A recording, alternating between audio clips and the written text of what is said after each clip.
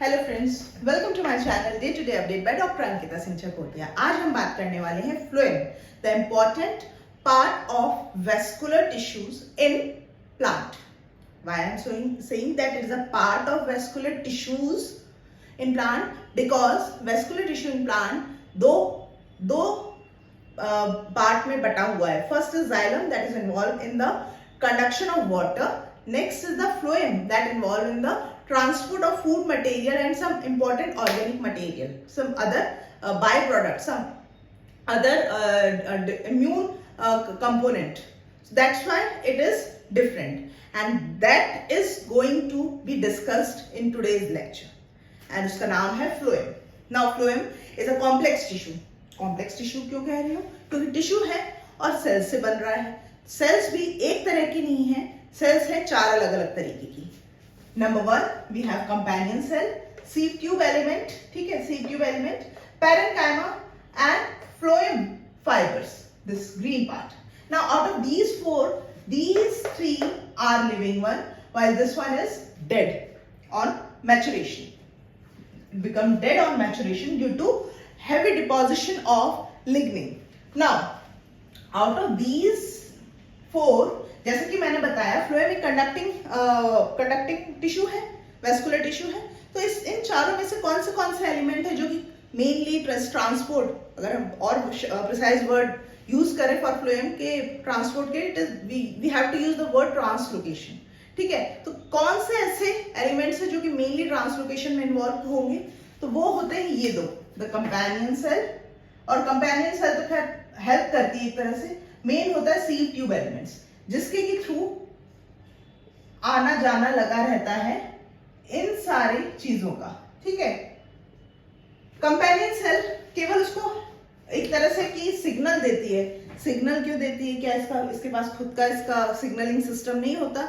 जी बिल्कुल होना चाहिए, लेकिन होता नहीं, क्योंकि ऑन मैचुरेशन ये it lose its nucleus, it lose its maximum of its organelle. Only mitochondria रह जाता है, स्मूथ एंडोप्लाज्मिक रेटिकुलम रह जाता है, थोड़ा बहुत राइबोसोम्स भी रह जाते हैं. लिटरेचर ये कहता है कि वैक्यूल भी खत्म हो चुका होता है, और ये सब इसलिए होता है सो दैट एक प्रॉपर ल्यूमेन क्रिएट हो पाए, एक पैसेज बन पाए, किसमें? सीव ट्यूब एलिमेंट्स में, सो दैट जो चैनल बन सके, प्रॉपर पाथ बन सके जो फ्लोएम सैप है उसको ट्रेवल करने के लिए. So this is how these two actually are the conducting element of phloem. These two are involved in another function. For example, parenchyma involved in the storage of fat, starch and some other compound, while phloem fibers provide mechanical support. ऐसा क्यों? क्योंकि ये स्क्लेरेन्काइमेटस sales हैं. स्क्लेरेन्काइमेटस हैं तो बिल्कुल lignin deposition होगा ही होगा, आप समझ ही गए हैं. फाइबर जहां वर्ड आएगा स्क्लेरेन्काइमेटस होगा, और स्क्लेरेन्काइमेटस है तो लिग्निन तो बनेगा ही बनेगा. ठीक है, मतलब डिपॉजिट होगा ही होगा. सो दिस इज हाउ इन सबके फंक्शन बटे हुए हैं. नाउ अगर हम बात करें फ्लोएम की पोजीशन कहाँ होती है, so in case of root and stem it is present in peripheral region. Xylem हमने कहाँ पढ़ा था? थोड़ा बीच की तरफ था, ये है बाहर की तरफ.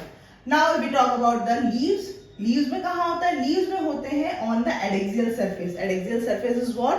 द नीचे वाला जो सरफेस होता है ना, और टेक्निकल वर्ड में कहें कि जो स्टेम की एक्सिस से दूर जो होता है सरफेस ऑफ लीव, वो कहलाता है एडेक्सियल. पास वाला होता है एडेक्सियल, पास वाला होता है एडेक्सियल, एंड दूर वाला होता है, नीचे वाला होता है abaxial. So now abaxial surface पे हमारे होते हैं फ्लोएम.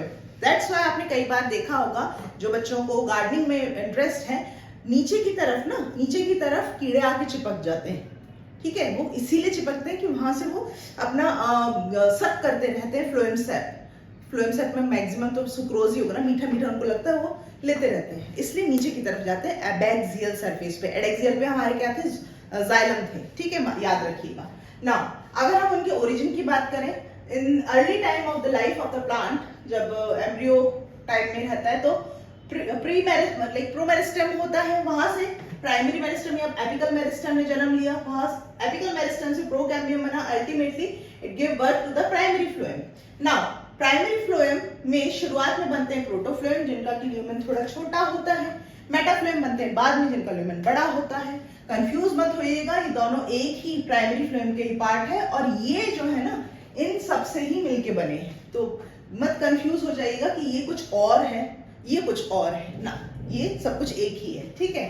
नाउ जिन प्लांट्स में for example dicotyledonous, angiosperm and in the gymnosperm जहां पे हमें सेकेंडरी ग्रोथ देखने को मिल रही थी, वहां पे सेकेंडरी मेरिस्टेम भी बनेगा। सेकेंडरी मेरिस्टेम वेस्कुलर कैम्बियम को बनाएगा एंड वेस्कुलर कैम्बियम अल्टीमेटली बनाएगा सेकेंडरी फ्लोएम को, क्योंकि वेस्कुलर बंडल्स तो बनेंगे ही बनेंगे।